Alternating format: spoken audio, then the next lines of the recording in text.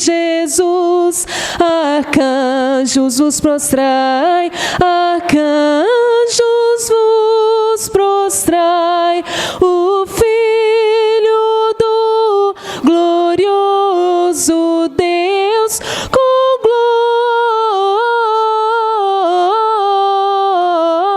glória, glória, glória, glória, com glória coroai. Ó escolhida geração do bom e eterno Pai, do bom eterno Pai, o grande autor da salvação, com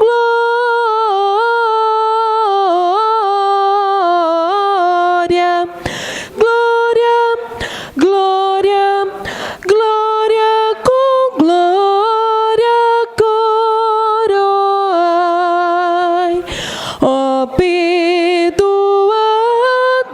por Jesus, alegres adorai, alegres adorai o Deus de paz, o Deus de luz, com glória, glória, glória, glória, com glória coroai. Ó raças, tribos e nações, o Rei divino honrai, o Rei divino honrai, a quem quebrou os vis grilhões, com glória, glória, glória, glória, com glória coroai.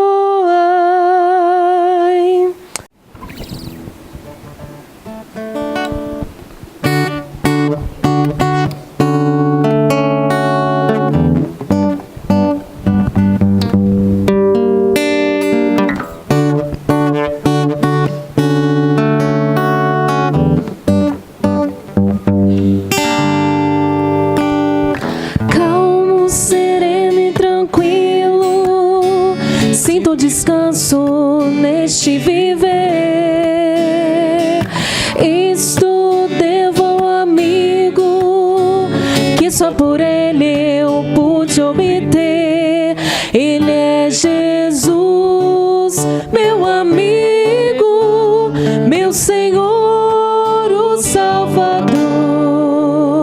Só por ele eu ganhei a vida eterna com Deus, com Deus. Triste foi sua história, levado à cruz sem pecado algum. Só porque me amou, morreu por mim e não hesitou. Ele é Jesus, meu amigo, meu Senhor, o Salvador. Só por ele eu ganhei a vida eterna com Deus, com Deus. Ele é Jesus, meu amigo, meu Senhor, o Salvador.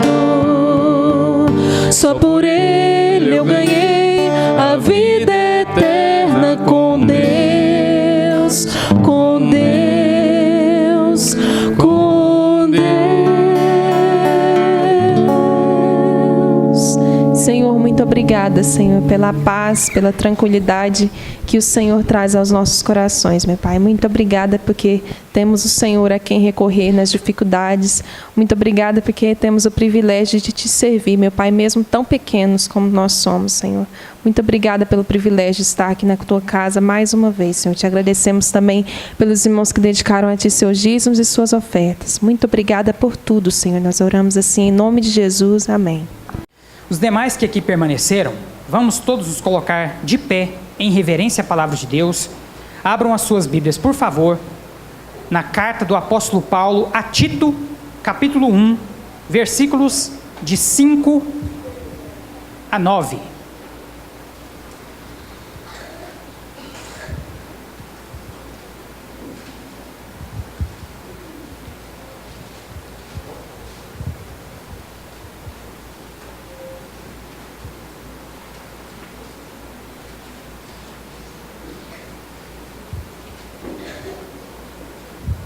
O texto está projetado aqui no nosso Data Show também, mas se você trouxe a sua Bíblia, obviamente, abra ela. Vamos todos fazer uso das Escrituras Sagradas nesse momento, estando atentos àquilo que as Escrituras têm a falar aos nossos corações. Nós começamos no domingo passado a exposição bíblica da carta do apóstolo Paulo a Tito. E hoje nós daremos continuidade a essa exposição, agora no capítulo 1, versículos de 5 a 9. Se você está próximo, principalmente aqueles que estão lá no fundo, se você está perto de alguém que está sem a Bíblia, compartilhe a sua Bíblia com essa pessoa, para que ela possa ter a oportunidade de ler o texto bíblico, que nessa noite será alvo da nossa meditação. Tito, capítulo 1, versículos de 5 a 9.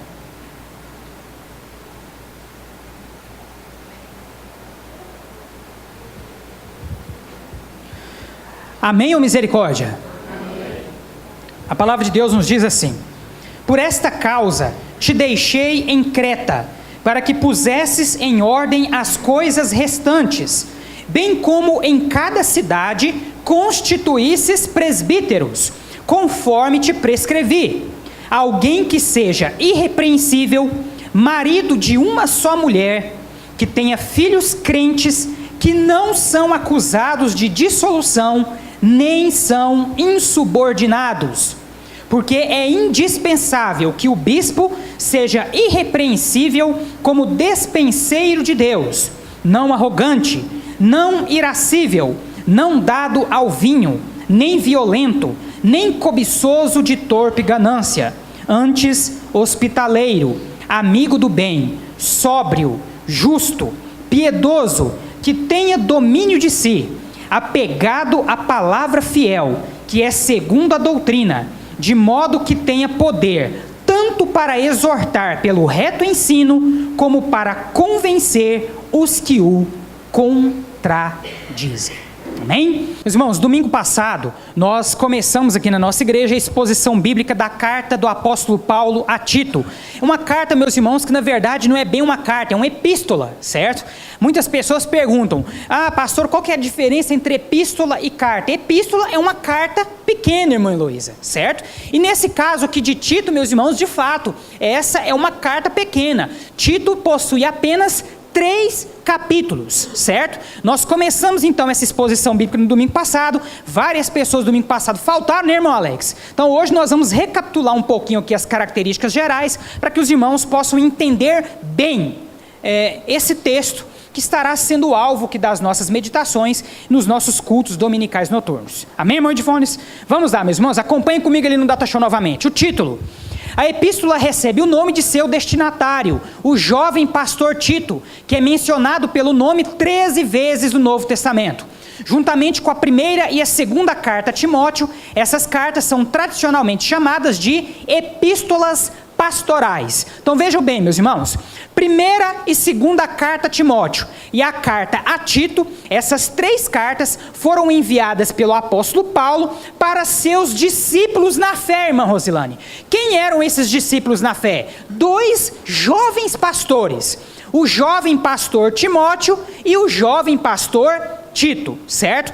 Por que, irmã Heloísa, que essas cartas são chamadas de cartas pastorais? Porque tanto Tito quanto Timóteo eram jovens pastores. E nessas 3 cartas, meus irmãos, nós encontramos importantíssimas instruções dadas por Paulo a esses jovens pastores sobre a forma pela qual eles deveriam exercitar o seu ministério pastoral, certo? Então nós encontramos, irmão Josimar, tanto em Timóteo quanto em Tito, as chamadas qualificações para o exercício do ministério pastoral. Mãe de Ivones quer se tornar um pastor? Esteja atento a Timóteo e a Tito.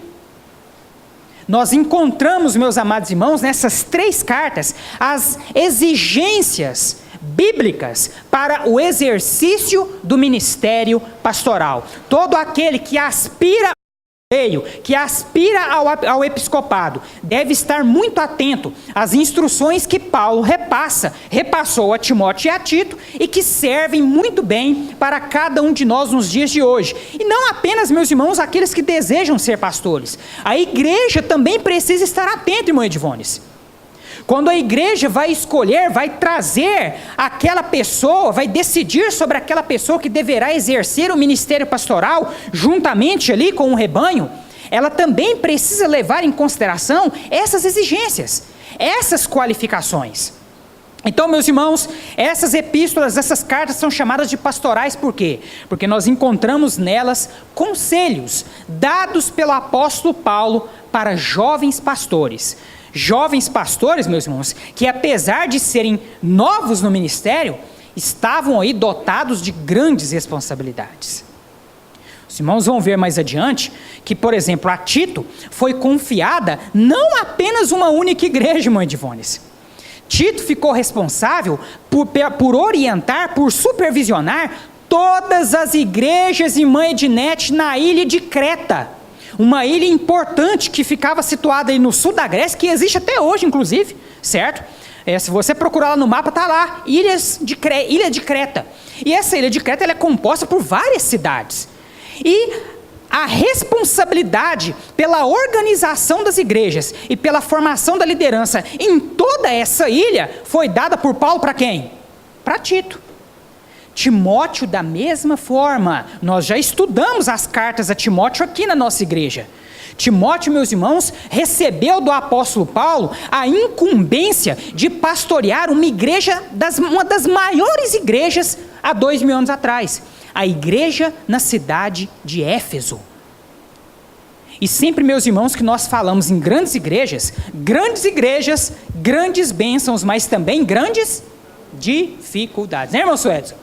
Grandes igrejas, grandes bênçãos, mas também grandes problemas, grandes dificuldades. E aí, meus irmãos, esses jovens pastores, tendo que lidar com essas inúmeras dificuldades, eles eram então, irmã Heloísa, orientados, aconselhados pelo apóstolo Paulo sobre como eles deveriam lidar com cada uma de suas igrejas. Amém? Então, por essa razão, essas cartas são chamadas de cartas pastorais. Autor e data. Quem foi o autor da carta a Tito? O apóstolo Paulo é o autor da carta, provavelmente escrita entre 62 e 64 depois de Cristo, durante a 4ª viagem missionária. Eu quero lembrar os irmãos que essas datas que nós passamos para vocês aqui, meus amados, na verdade sempre são datas aproximadas, certo? Os textos originais que nós temos, meus irmãos, por exemplo, da carta a Tito, não vem ali com uma data específica. Então é sempre muito difícil nós datarmos esses manuscritos. Então, com base em vários estudos realizados aí por pessoas muito bem qualificadas no estudo de literatura bíblica, literatura antiga, chegaram então a essa provável data, entre 62 e 64 depois de Cristo. Essa carta foi escrita pelo apóstolo Paulo. Título: assim como Timóteo era um discípulo na fé de Paulo, certo? Então Paulo escreve nesse período, provavelmente, durante a sua 4ª viagem missionária, escreve essa carta a Tito, dando a ele vários conselhos e várias orientações. Nós já falamos, de certa forma, um pouco, meus irmãos, mas vamos aqui ver mais uma vez o propósito. Qual foi o propósito de Paulo? Quando Paulo e mãe de Ivones, pensa comigo aqui, aproximadamente 2000 anos atrás. Paulo está ali na sua 4ª viagem missionária, certo? Ele havia formado um discípulo na fé, um jovem pastor, e o nome desse pastor era Tito.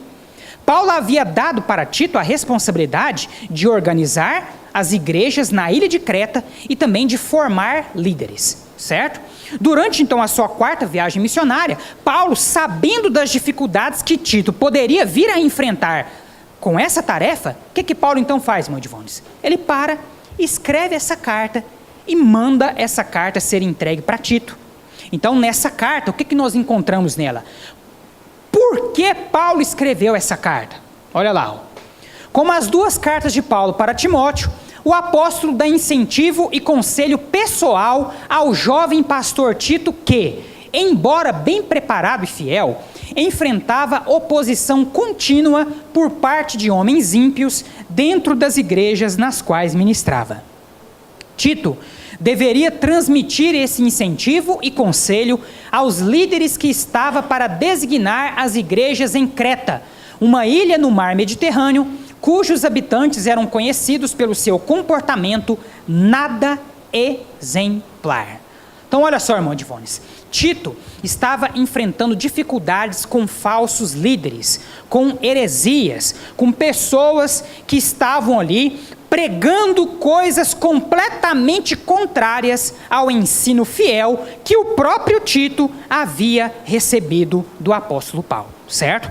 Paulo então toma conhecimento, irmão Robert, dessas dificuldades e o que ele faz? Eu não posso abandonar o meu discípulo. Interessante o cuidado que Paulo tem. Eu não posso abandonar o meu discípulo. Mesmo estando longe, na sua 4ª viagem missionária, Paulo para um tempinho, escreve essa carta e manda que essa carta seja entregue para Tito. Tito, quando ele lê aquela carta, então o que ele vê? Conselhos, orientações do apóstolo Paulo para aquele seu filho na fé, sobre como ele deveria lidar com os líderes, com as igrejas e com as heresias que infelizmente estavam sendo disseminadas ali nas cidades da ilha de Creta. Entendido aqui, meus irmãos? Tranquilo? Tudo entendido? Esse então, meus irmãos, é o contexto que serve de pano de fundo para as pregações que nós estaremos realizando nos nossos próximos cultos dominicais noturnos. Amém? Pode passar para o próximo texto. O texto de hoje, então, meus irmãos, Paulo vai falar claramente para Tito. Tito, você tem o dever de pregar a fé autêntica que eu um dia transmiti a você aí nas ilhas em Creta. E para que essa fé, Tito, possa ser consolidada, você também precisa escolher líderes. Você precisa formar líderes para tomar conta das várias igrejas que você está fundando aí na ilha de Creta. Como eu disse para os amados irmãos, a ilha de Creta, meus irmãos, é uma das maiores ilhas no sul da Grécia. Até o dia de hoje é assim, viu? Até os dias de hoje é assim. Se é que ela não é a maior. Então, para nós não cairmos aqui em equívoco, vamos dizer aqui que a ilha de Creta é uma das maiores ilhas no sul da Grécia.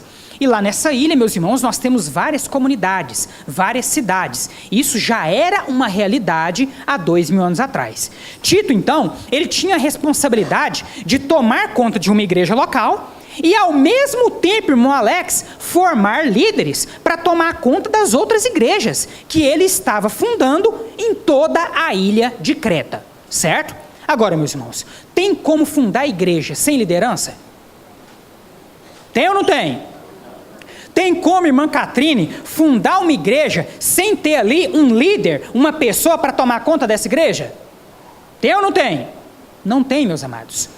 Toda a comunidade, todo o ajuntamento do povo de Deus precisa necessariamente de alguém que os guie, de alguém que os oriente, de alguém que os lidere. Então, meus irmãos, além da tarefa de organizar igrejas, Tito, irmão Edivones, também tinha a tarefa de fazer o quê? Formar líderes.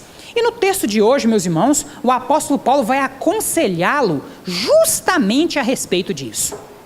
Em outras palavras, Paulo vai olhar para Tito e dizer: Tito, o território que você tem para tomar conta aí é enorme.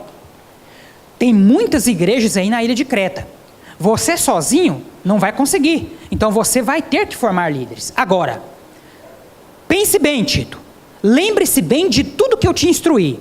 Para escolher esses líderes, você tem que levar em conta algumas características especiais.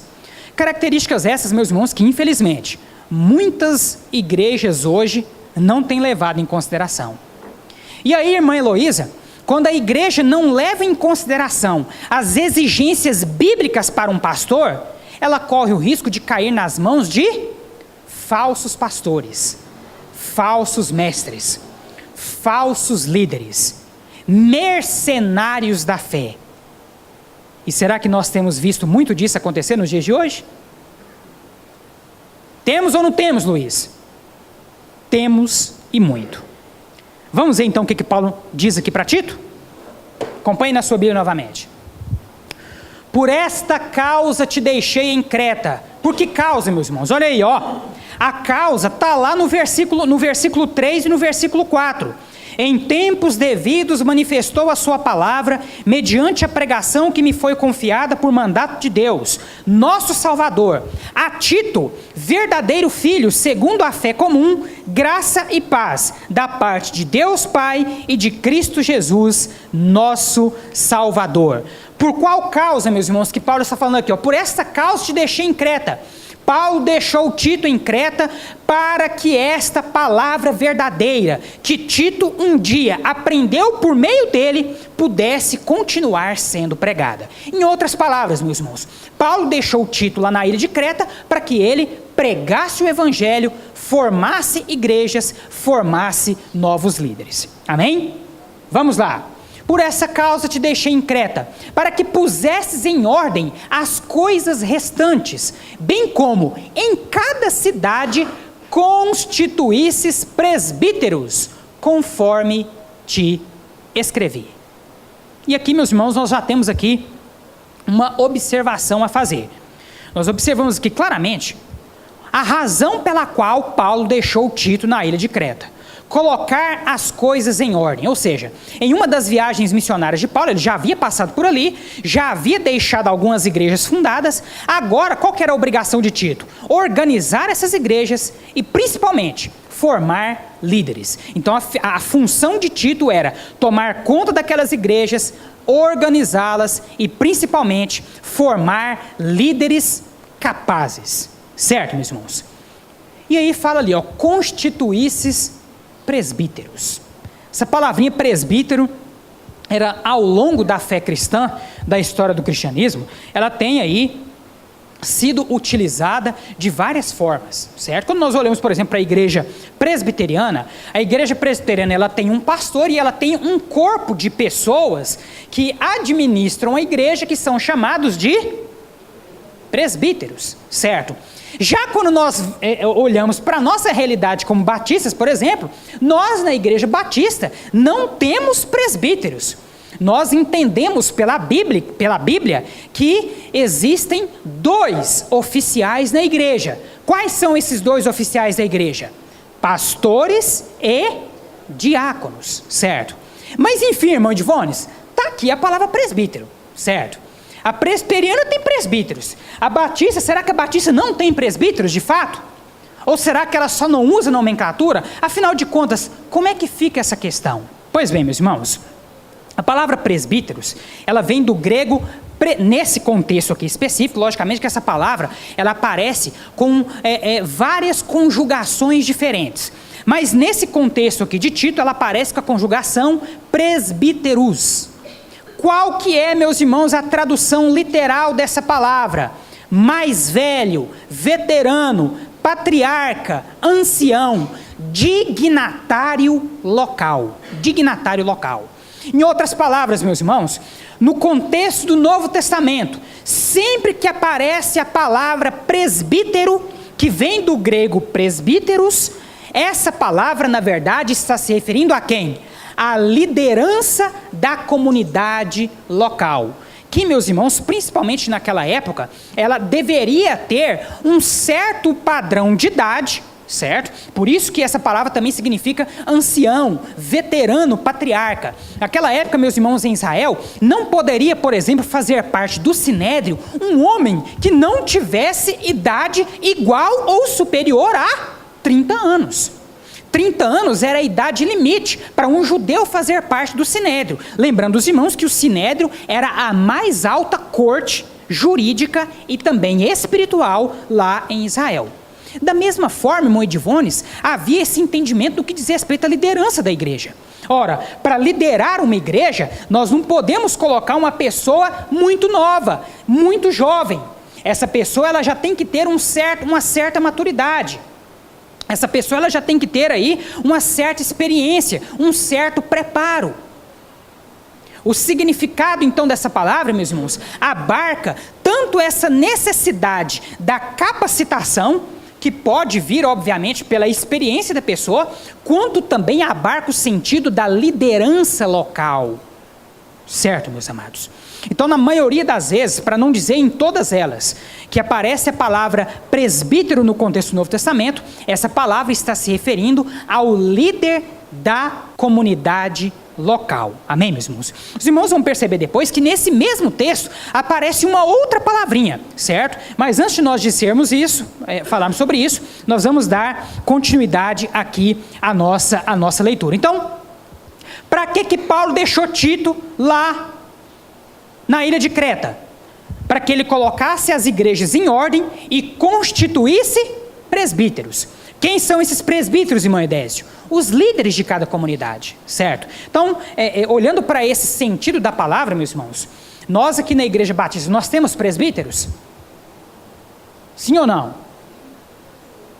Sim, lógico que temos. Quem é o presbítero da segunda Igreja Batista em Rio Verde? O pastor, meus amados.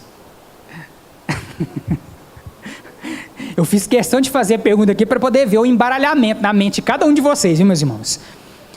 A figura do presbítero, meus irmãos, remete à pessoa do líder da comunidade local. Vejam bem aqui a tradução novamente do termo. Mais velho, veterano, patriarca, ancião, dignatário local. Presbítero, meus irmãos, é a pessoa que tem a responsabilidade de liderar uma determinada comunidade. Certo? Então, nós não adotamos o nome presbítero na Igreja Batista, irmão Edivones. Não é porque nós não concordamos com o presbitério, não. É porque nós entendemos que quando as Escrituras falam em pastor, presbítero, bispo, como acontece nesse próprio texto, ela na verdade está se referindo à mesma pessoa, à mesma figura. E que figura é essa?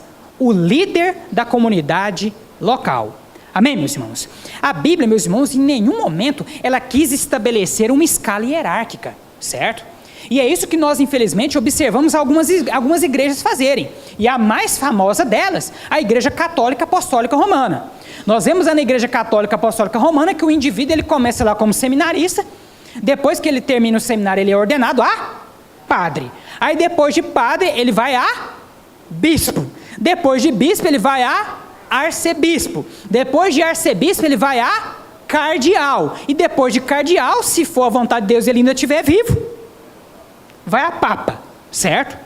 E isso nós observamos, essa hierarquização de termos bíblicos, infelizmente acontecendo também em algumas igrejas evangélicas, certo? Fazendo essa diferença entre pastor, presbítero, bispo e daí por diante. E aí vamos ter aquelas, né, que já têm ordenado apóstolos, e já temos aquelas, irmã Rosilane, que o cidadão já não se contentou mais em ser apóstolo, não, certo? Aí ele é pai apóstolo, certo? Pai apóstolo. Outros aí vão se denominar arcanjos. Olha só, rapaz, ele se transformou em um anjo. Logicamente que não por Deus, né, mas pela sua própria arrogância. Então, esses termos, meus irmãos, nas Escrituras, eles na verdade se referem à mesma pessoa, ao líder da comunidade local. Jesus ou os apóstolos, eles não deixaram esses termos para se criar uma hierarquização dentro da igreja. Isso, meus irmãos, as Escrituras nunca ensinaram, certo? Então, qual que era a função de Tito? organizar as igrejas e formar presbíteros. Quem são os presbíteros? Os líderes das igrejas locais, certo? Os pastores, meus irmãos. Os pastores, os mestres, os evangelistas, as pessoas que teriam a obrigação de liderar uma comunidade de crentes, certo? Olha só, o texto continua. Conforme te prescrevi. Aí agora, irmão Alex, vem as exigências, certo? Qualquer pessoa podia ser ordenada presbítero, irmão Edésio? Qualquer pessoa podia ser ordenada ao ministério pastoral? Qualquer pessoa podia liderar uma igreja? De jeito nenhum. E a mesma coisa, irmã Rosilane, vale para os dias de hoje. Então, quais são as exigências bíblicas para a escolha de um pastor? Quais são? Vamos ver aqui agora? Vamos lá. Ó. Versículo 6. Alguém que seja irrepreensível. O que é uma pessoa irrepreensível? Irrepreensível é aquele que não se pode repreender. O que significa isso? O pastor, irmã Rosilane, tem que ser uma pessoa que não dá motivos, pelo menos não em demasia, para ser repreendido constantemente, certo? Deve ser uma pessoa que tem uma conduta moral ilibada, certo, meus amados? Eu faço parte da Ordem dos Pastores Batistas, subseção Sudoeste Goiano. Nós temos a responsabilidade de entrevistar, de preparar todos os candidatos aqui da nossa região para o ministério pastoral. E uma das etapas, meus irmãos, da nossa preparação é a chamada entrevista. E na entrevista o candidato ele tem que trazer para nós certidão negativa da Justiça Estadual, da Justiça Federal, certidão negativa do Serviço de Proteção ao Crédito, certidão negativa do Serasa, declaração da esposa de que está de acordo com o exercício do Ministério Pastoral. Enfim, nós fazemos pergunta, meus irmãos, de todos os aspectos possíveis que dizem respeito à ética e à moral da vida do indivíduo. Todos. E por que nós fazemos isso? Porque o pastor precisa ser irrepreensível. Vocês já imaginaram, meus irmãos, o pessoal batendo aqui na porta da igreja para poder cobrar uma dívida do pastor? Já pensou nisso, irmão Alex? Você já parou para pensar, irmão Edésio, no oficial de justiça chegando aqui para poder procurar o pastor Amadeu? Então, para mim, ficar feio duas vezes, né? Porque, além de ser pastor, ainda sou servidor lá do judiciário, então ainda corro o risco, às vezes, de não ser intimado dentro da igreja, de ser intimado lá dentro do próprio fórum. Mas enfim, meus irmãos, isso é absurdo. O pastor, ele deve ter uma vida irrepreensível. O pastor deve zelar, meus irmãos, pela sua capacidade moral, pela sua capacidade espiritual, pela sua capacidade bíblica, que nós vamos ver adiante. Enfim, ele deve, em todos os quesitos da sua vida, procurar se resguardar para que ninguém ache nele motivo para repreendê-lo. E o que mais, meus irmãos? Vamos continuar lendo. Marido de uma só mulher. Uma. Viu? Uma. E aí, meus irmãos, os estudiosos eles vão levantar vários questionamentos a respeito disso aí. Alguns estudiosos vão olhar para essa expressão e vão dizer que o que Paulo estava dizendo aqui é que, na verdade, o pastor ele não podia ser polígamo, certo? Por quê? Porque havia um costume lá no Oriente Médio Antigo de um homem ter várias esposas, certo? Então, essa instrução aqui do apóstolo Paulo, na verdade, era uma instrução que dizia respeito ao fato de que o pastor, ele não poderia ter mais de uma esposa. Ele deveria ter apenas uma esposa. Essa é uma das interpretações. A outra interpretação, meus irmãos, vai dizer que, na verdade, Paulo está dizendo aqui que o pastor deve ser irrepreensível a tal ponto, inclusive, de não ser divorciado e ter se casado pela segunda, terceira, quarta ou sabe-se lá qual vez. Em outras palavras, o pastor deve ter apenas uma esposa. Uma esposa.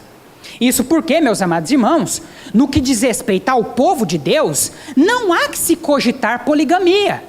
Porque a Bíblia desde Gênesis até Apocalipse, nunca concordou com poligamia. Então, por que Paulo deveria aqui de falar de poligamia, se a Bíblia nunca permitiu isso? Na verdade, meus irmãos, o que acontecia, e infelizmente acontece até os dias de hoje, é que alguns líderes religiosos não são fiéis à aliança feita com Deus, se divorciam e mantêm um novo relacionamento. Nesse novo relacionamento, pela palavra de Deus, o vínculo matrimonial ele só pode ser dissolvido de uma única maneira. Que maneira é essa?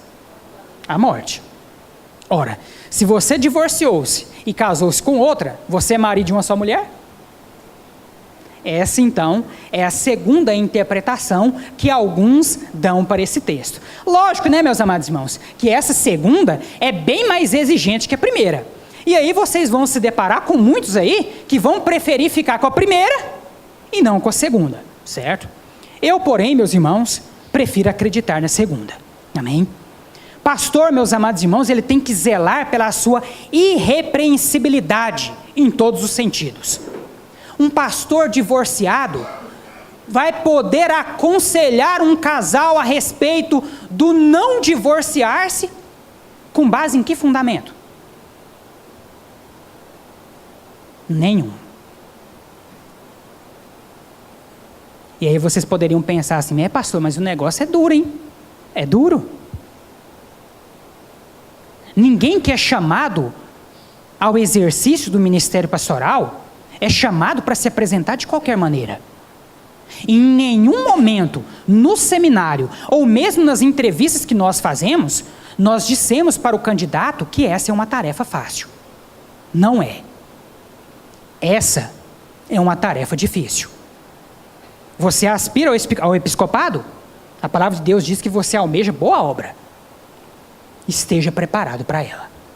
Amém? Marido de uma só mulher. A palavra de Deus, meus irmãos, ela não tolera divórcio. E muito menos poligamia, certo? Quando Deus criou Adão e Eva, ele criou Adão e Eva. Não é verdade? Ele não criou Adão e Eva, Joana, Verônica, Rosilane, Diandra e daí por diante. Adão deveria ter uma esposa. Esse é o padrão estabelecido por Deus. E a mesma forma o contrário, né, meus irmãos? Se bem que as irmãs, nesse ponto, elas dão muito mais exemplo que os homens, né?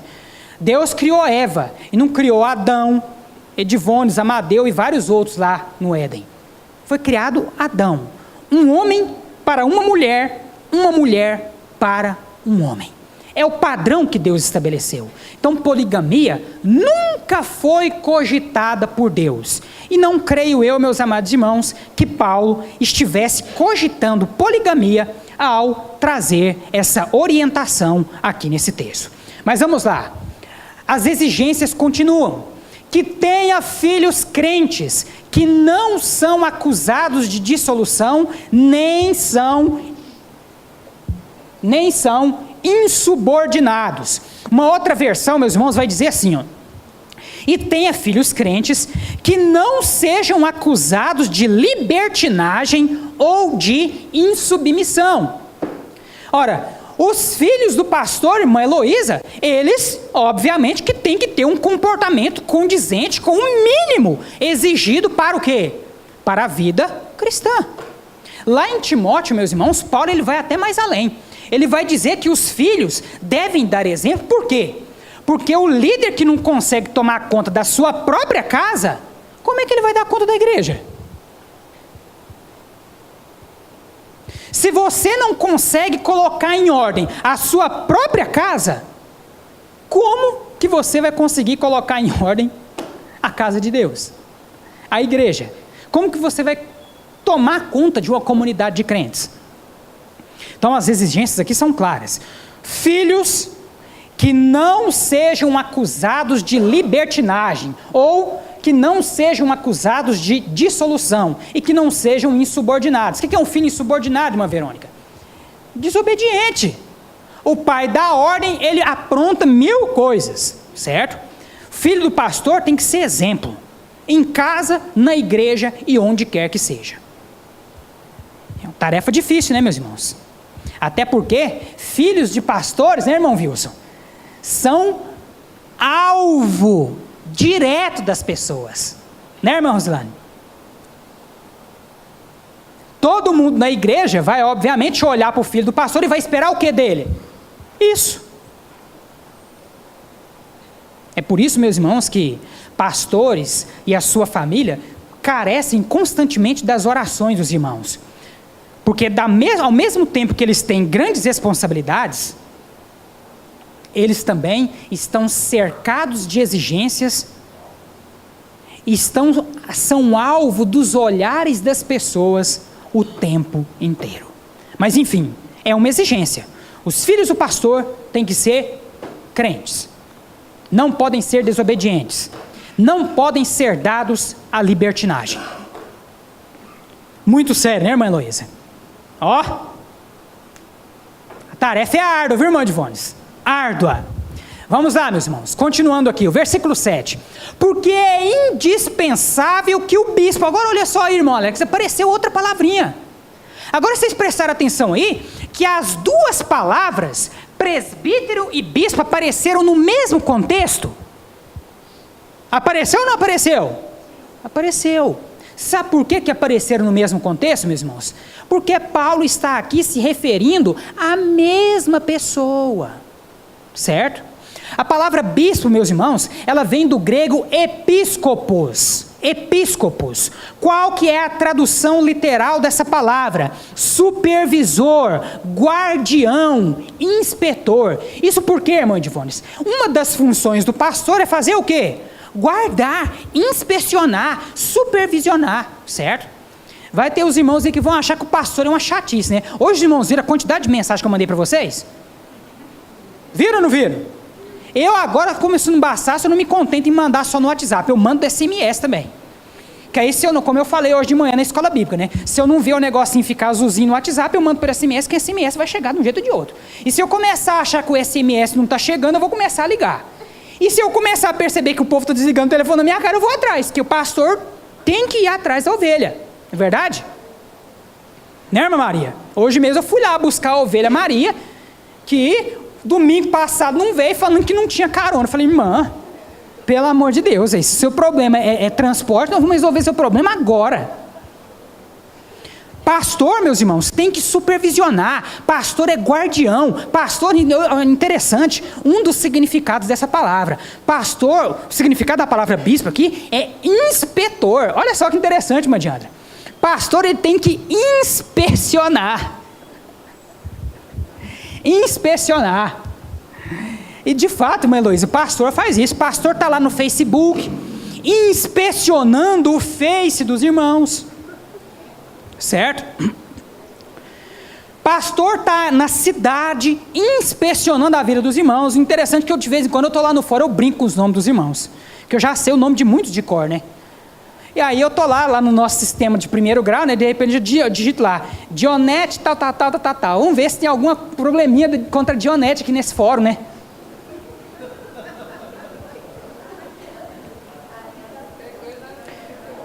Que azar, né, meus irmãos, de vocês, né? Um pastor que trabalha no judiciário, que tem acesso ali a pesquisar o nome para ver se tem problema, né? Pastor inspeciona, faz a guarda, supervisiona. Agora eu quero chamar a atenção dos irmãos aqui, que as duas expressões, elas aparecem no mesmo contexto, irmão Edivones. Então, quando a Bíblia fala de pastores, presbíteros e bispos, ela está falando, meus amados irmãos, da mesma pessoa. E que pessoa é essa? É o líder da igreja local. Meus irmãos, não esperem, pelo amor de Deus, que eu vou criar aqui uma hierarquia não, viu? Pastor, diácono, pastor, presbítero, bispo, e assim vai subindo. Não. Essas palavras não aparecem nas escrituras no sentido de hierarquia. Essas palavras, na verdade, são uma referência à mesma pessoa, ao líder da igreja local, que tem todas essas responsabilidades. E mais uma vez, Paulo está falando aqui, é indispensável que o bispo seja irrepreensível, como despenseiro de Deus. Em outra versão, meus irmãos, Fala assim, ó: por ser encarregado da obra de Deus, é necessário que o bispo seja irrepreensível. Ora, meus irmãos, eu como pastor, eu sou encarregado da obra de Deus aqui. Então eu tenho sim que ser irrepreensível. E como bispo, eu tenho que supervisionar, eu tenho que guardar, eu tenho que inspecionar, eu tenho que estar de olho. Se o irmão está faltando, eu tenho que mandar mensagem, Mandiandra. Por WhatsApp, SMS, sinal de fumaça, sabe-se lá o que for. E vou mandar. Porque é triste para o pastor, meus irmãos, é chegar aqui num culto de domingo, igual eu cheguei aqui domingo passado, e ter aqui 10 pessoas. E eu lá ficar encucado pensando, meu Deus do céu, o que aconteceu com esse povo? Será que foram para o céu e eu fiquei?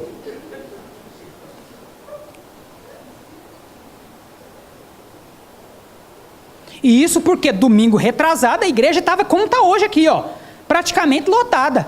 Aí passa um domingo, chega no outro, tem um déficit de 90% do povo. Olha, só pode ter acontecido alguma coisa estranha. Aí o Cleito, para apaziguar meu coração, porque ele deve ter percebido que eu saí daqui domingo passado triste. Meus irmãos, eu estou falando isso aqui para os irmãos, é um desabafo, porque eu saí daqui encucado. Falei, meu pai, onde estão as minhas ovelhas? Aí o Cleito falou assim, pastor, é porque choveu o dia inteiro aqui. Eu falei, mas Cleito, na hora não estava chovendo, meu irmão. Eu cheguei aqui, era 7h30, já não estava chovendo mais.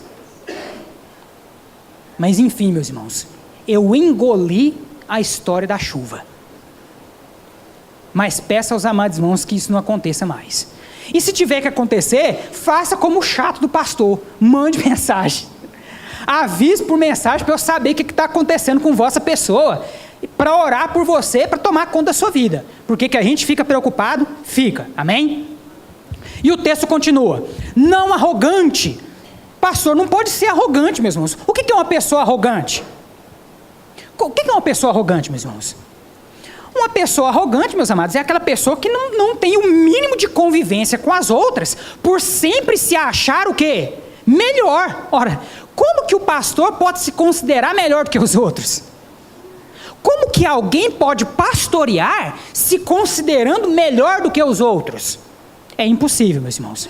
Da mesma forma, o pastor não pode ser irascível. Aí tem outra versão aqui, meus irmãos, que eu acho interessante. Fala assim, ó: não orgulhoso, não briguento. Irascível é o quê? O que é irascível? É aquele que está sujeito a irar-se, certo? Irar-se. Ora, meus irmãos, e quando a gente vê o texto original aqui, em grego, Paulo estava falando aqui, irmão Alex, não é só de briga, de discussão, não. Ele está falando de briga, ó, de violência mesmo. Certamente, Tito estava tendo que lidar com esse tipo de problema lá em Creta, certo? Até porque a fama das pessoas lá da ilha de Creta não era uma fama boa. Era pessoas, ó, difíceis, osso duro de roer. Então, possivelmente, minha Heloísa, Tito estava tendo que lidar com alguns líderes lá que estavam saindo na porrada com o povo. E aí Paulo fala para Tito, não coloca pastor briguento na frente da igreja não, Tito. Porque o povo aí já é um povo difícil. Se o pastor for briguento, ao invés de ser culto, vai ser o quê? Ringue. Certo? Ah, meus amados irmãos, eu falo para vocês, se Deus não desse espírito de paz aos nossos corações, a gente ia sair na pancada quase toda semana. Porque vira e mexe, meus irmãos, acontece alguma coisinha que desperta aquela raiva. Domingo passado mesmo, não vou falar para os irmãos que eu fiquei com ódio, não amaldiçoei ninguém não, viu, meus irmãos? Mas que eu fiquei com vontade de sair daqui e de procurar um por um para poder dar umas cacetetadas, eu fiquei. Mas imagine os irmãos se Deus não nos desse o domínio próprio. Se Deus não nos desse esse autocontrole, irmão Paulo. O que ia acontecer com os pastores e com as ovelhas? Porque, meus irmãos, dificuldade entre pastor e ovelhas acontece quando? Sempre. Sempre é verão. Se o pastor não tiver esse autocontrole, o que vai acontecer toda semana, irmão Alex? Briga, certo?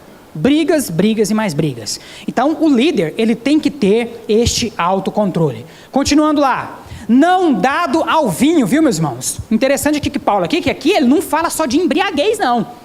Aqui ele está falando que o pastor, ele não deve ser dado ao vinho. Então, não é só questão, eu vou tomar um tiquinho. Eu não vou me embriagar, não. não seja dado ao vinho.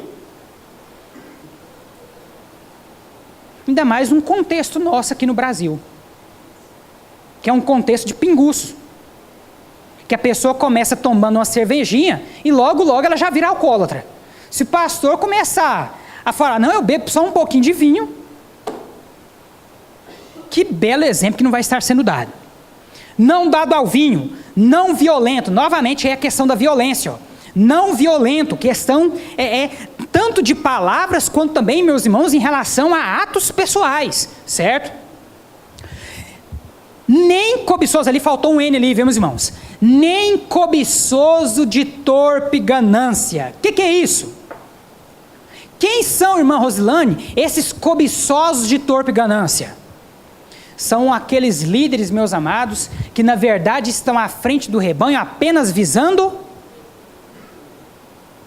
lucro financeiro. Então, irmão Genivaldo, se eu vejo que a pessoa ela já tem uma tendênciazinha a querer dinheiro demais, a gostar demais de dinheiro, cuidado. Hoje em dia, no nosso meio, aqui no Brasil, por exemplo, nós temos várias lideranças religiosas aí, fundando igrejas uma atrás das outras, motivados por torpe ganância. Criam-se igrejas como se fossem empresas. Para eles, essas igrejas não passam de negócios. E pastor não pode ser assim. Amém? Quero lembrar aqui os irmãos também, que nesse texto, meus irmãos, Paulo não está dizendo que os obreiros não fazem jus a salários, pelo contrário. O próprio Paulo vai dizer em outras porções das Escrituras que todo obreiro é digno do quê? Do seu salário. Não é justo atar a boca do boi enquanto ele debulha o pasto. Os presbíteros que se dedicam ao ensino são dignos de dupla honra. Então, há vários outros textos do Novo Testamento em que Paulo vai dizer que sim, o obreiro ele faz jus ao seu salário. Mais até do que qualquer outro, porque a função dele é uma função sublime, é a função de preparar as ovelhas para a eternidade. Então, aqui Paulo não está dizendo isso. Paulo está dizendo que a motivação do pastor ao estar em uma igreja não deve ser unicamente o dinheiro. Ele faz jus a salário? Faz. Mas deve ser essa a motivação dele? De jeito maneira. Se a minha motivação em estar aqui na segunda igreja, meus irmãos, for receber salário, mande-me vazar. Exonerem-me do meu cargo, porque eu não sou digno de ocupar essa função. A motivação do pastor deve ser o quê? O fortalecimento da fé do rebanho, a pregação da palavra, a oração. O resto, meus amados, é consequência. Amém? Ao contrário disso, meus irmãos, o que o pastor deve ser? Hospitaleiro, amigo do bem, sóbrio, justo, piedoso, que tenha domínio de si, apegado à palavra fiel, que é segundo a doutrina. Então nós temos aí, do mesmo jeito que nós temos as descrições daquilo que o pastor não deve ser, nós temos também as descrições daquilo que o pastor deve ser. Hospitaleiro, amigo do bem, sóbrio, justo, piedoso, que tenha domínio de si e principalmente, meus irmãos, principalmente, apegado à palavra de fiel, que é segundo a doutrina. E por que, irmão Edivones? Por que o pastor deve ser apegado à palavra fiel? Paulo vai dizer, de modo que tenha poder, tanto para exortar pelo reto ensino, como para convencer os que o contradizem. Pastor, meus irmãos, deve manejar bem a palavra da verdade. E por que ele deve manejar bem a palavra da verdade? Tanto para fortalecer a sua fé, a fé das ovelhas, quanto também para resistir fielmente aos falsos, aos hereges, àqueles que constantemente são levantados por Satanás para atrapalhar o crescimento da igreja. Pastor, meus irmãos, tem que estar preparado para todas estas coisas. Pergunto a vocês, é fácil o ministério pastoral? É fácil o ministério pastoral, meus irmãos? As exigências são muitas. São muitas. Não é à toa, meus amados irmãos, não é à toa, irmão Josimar, que em 4 anos de seminário, meu irmão, muitos ficam pelo caminho. Porque ali no seminário, meus irmãos, nós apertamos. E quando a pessoa consegue passar pelo seminário, como se não bastasse, ainda tem verificação documental, entrevista, pré-concílio e concílio.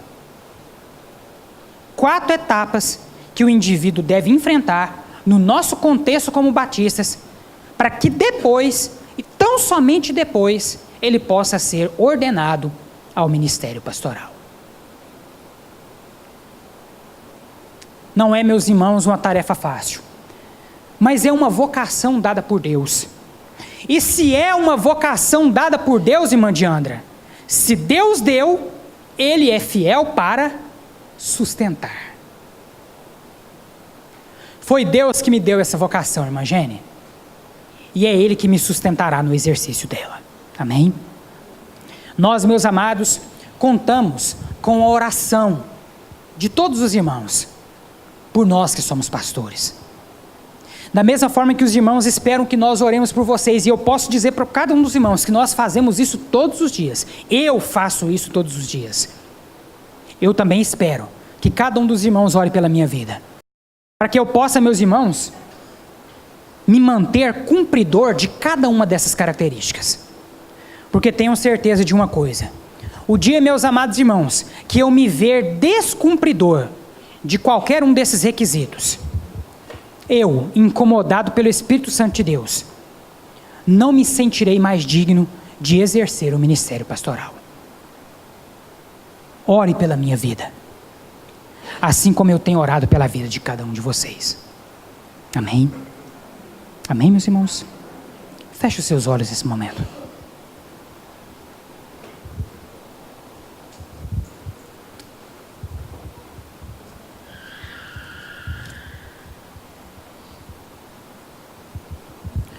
Nós ouvimos nessa noite, meus amados, que na árdua tarefa de organizar igrejas e de formar líderes, Tito deveria tomar muito cuidado para que não escolhesse pessoas que envergonhariam o nome de Jesus ao assumirem a função de líder em uma igreja local. Muitas, meus amados irmãos, são as exigências para o exercício do ministério pastoral. E também, meus amados irmãos, muitas são as exigências da palavra de Deus para aqueles que querem se libertar do pecado e viver eternamente na glória ao lado de Jesus Cristo. Há pessoas nessa noite que eu não conheço. Eu não sei se você já fez uma aliança de fé verdadeira com o nosso Senhor e Salvador Jesus Cristo. Mas eu quero dizer para você que o mesmo cuidado que Deus tem com a sua igreja e tem com os líderes da sua igreja, Deus também tem com os seus filhos, com aqueles que pela fé entregam a sua vida nas mãos de Jesus e assumem com Jesus o compromisso de lhe serem fiéis para todo o sempre.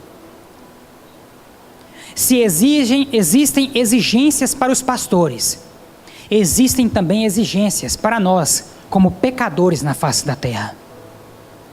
A palavra de Deus, meus amados irmãos, ela vai nos dizer em Romanos capítulo 10, versículo 9: se com tua boca confessares a Cristo como Senhor, e em teu coração creres que Deus o ressuscitou dentre os mortos, então você será salvo. O que Paulo está nos dizendo desse texto é que se você quer se libertar dos seus pecados, se você quer ser salvo da condenação dos seus pecados, a palavra de Deus te traz uma exigência: você deve confessar Jesus Cristo como Senhor e Salvador da sua vida. A palavra de Deus, meus amados irmãos, ela vai nos dizer em João capítulo 14, versículo 6, disse Jesus: eu sou o caminho, a verdade e a vida. Ninguém vem ao Pai a não ser por mim. Só existe uma maneira de você ser salvo da condenação dos seus pecados. Você precisa seguir o caminho de Jesus. Você precisa confiar na verdade que é Jesus. Você precisa ter Jesus Cristo como a única razão de viver da sua vida. Pastores, meus amados irmãos, têm exigências. Pecadores também têm exigências. Até quando você vai continuar caminhando nessa terra como se Deus não existisse? As pessoas que estão aqui nesse momento estão orando pela sua vida, esperando que você entenda que sem Jesus não há razão para você viver nessa terra. Entregue o seu caminho ao Senhor, confie nele e o mais ele fará. A palavra de Deus, meus amados, vai nos dizer ainda em Mateus capítulo 10, versículo 32, todo aquele que me confessar diante dos homens, eu o confessarei diante do Pai que está nos céus. Todo aquele que me negar diante dos homens, eu o negarei diante do Pai que está nos céus. Você nessa noite tem a oportunidade de confessar Jesus Cristo publicamente, mas você também tem a oportunidade de negar Jesus Cristo publicamente. O Espírito Santo de Deus está falando ao seu coração. Não resista ao Espírito de Deus. Entregue o teu caminho ao Senhor, confia nele e o mais ele fará. Essa é a única exigência que Deus faz para que você possa se libertar dos seus pecados, para que você possa ser salvo da condenação eterna. A única exigência que Jesus faz para você: creia em mim, faça uma aliança de fé comigo, e eu te guiarei para a eternidade. Nós vimos essa noite, meus irmãos, que para pastores as exigências, além da fé, são várias. Para você que tem vivido longe de Deus, a exigência é uma só: entrega o teu caminho ao Senhor, confia nele e o mais ele fará. Antes de encerrar esse culto, meu amado irmão, minha amada irmã, eu gostaria de perguntar a você, você que ainda não fez uma aliança de fé com Jesus Cristo, diante da pregação da palavra de Deus, que é viva e eficaz, e pela voz do Espírito Santo que fala ao seu coração nesse momento, há alguém nessa noite que deseja entregar a sua vida nas mãos de Jesus? Levante uma de suas mãos, que eu gostaria de orar por você. Se você nessa noite deseja fazer uma aliança de fé com Jesus Cristo, levante uma de suas mãos e permita que eu faça essa oração com você.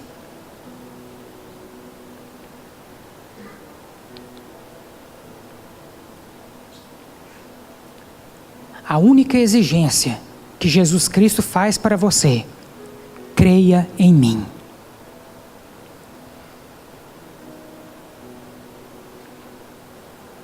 Se você, pela fé, crer em Jesus Cristo como seu Senhor e seu Salvador, Ele o guiará à eternidade.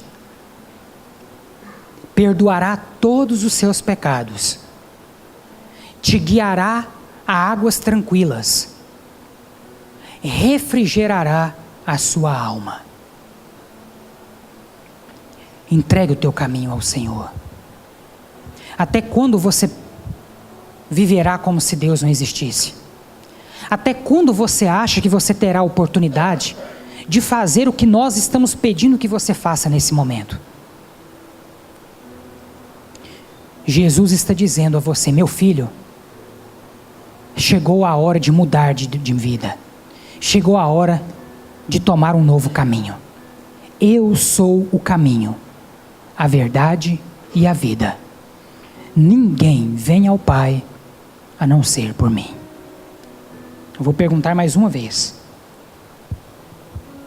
A palavra de Deus por si só já é um convite ao arrependimento.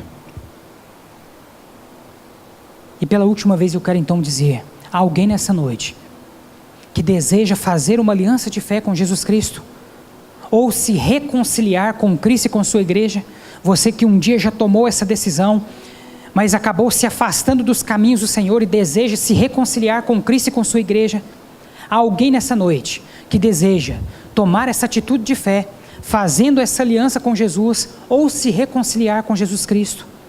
Levante uma de suas mãos, que nós queremos orar pela sua vida.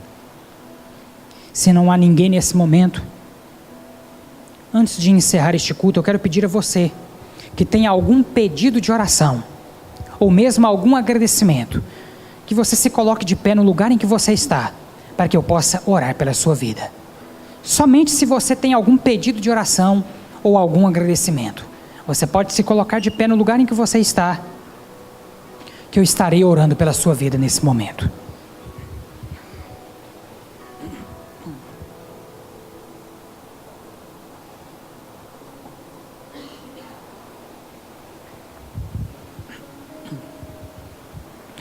Senhor nosso Deus, cada um destes irmãos e irmãs que se colocou de pé neste momento, está depositando, meu Pai, diante da Tua presença, o seu pedido, o seu clamor e a sua gratidão. Cuida, meu Pai, de cada um deles, e faça, Senhor, a Tua vontade prevalecer na vida de cada um destes pequeninos, que o Senhor, meu Pai, tem confiado a mim, como pastor dessa igreja, para orientar, para guiar, para ensinar, meu Pai, na Tua palavra, para prepará-los para o dia tão maravilhoso em que o Senhor Jesus haverá de voltar para resgatar a sua igreja da face desta terra.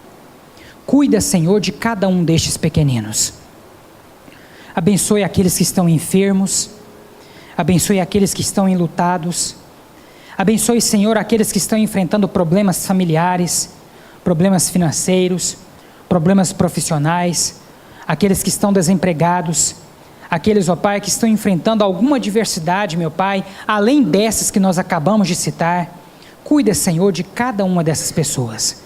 E faça, ó Pai, acima de tudo, a Tua vontade prevalecer na vida de cada uma delas. Essa, meu Pai, é a oração que eu faço como pastor dessa igreja, em favor de cada um destes Teus filhos, em nome de Jesus. Amém. Todos de pé nesse momento, meus irmãos. Vamos orar mais uma vez, encerrando o culto nessa noite. Se você puder, dê as mãos aí para a pessoa que está do seu lado.